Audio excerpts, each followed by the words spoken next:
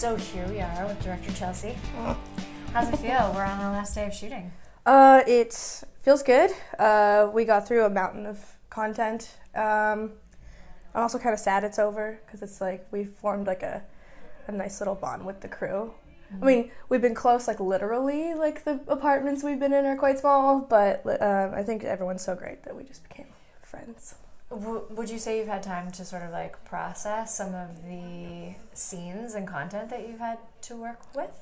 There's quite a few of them that I haven't had time to, but there's some of the larger ones that while we were shooting, it was like, whoa, I need to process my emotions right now so I can, direct these people properly and respectfully.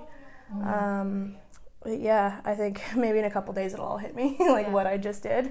How do you manage like taking that time for yourself to like process that stuff while you're in the midst of everything? I take little breaks, I guess. I just go outside for a minute and then just think about it. Well, I pace quite a bit. Do a lot of pacing on the day. And yeah, I don't know, just taking care of my mental health is a big part of it because I have to take care of my characters all the time. That was my next question. How do you take care of your actors when they're in those big, emotional, tough scenes? Yeah, so I like to hang out with them before.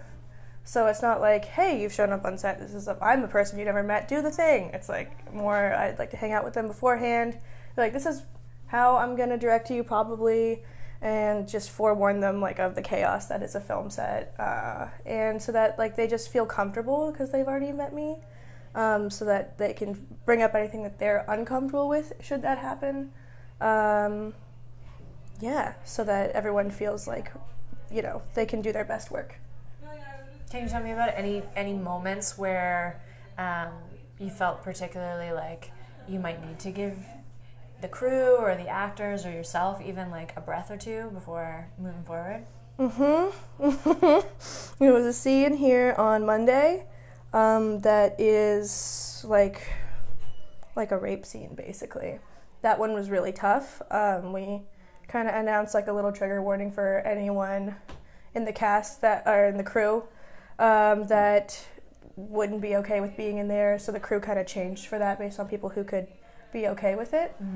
And then when we were rolling on it, quite a few crew members came up to me and were just like, this is a lot right now. I was like, yeah, this is a lot. Yeah. Wow. So we all needed a little break after that one. I brought something in with me, a pencil, so I could just take out my anxiety on this pencil as I was watching the monitor.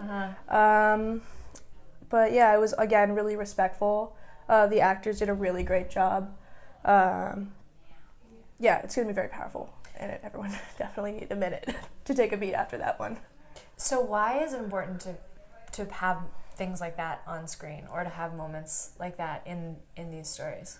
Well, it's real life. It's shitty to say. It's it shouldn't be, but it's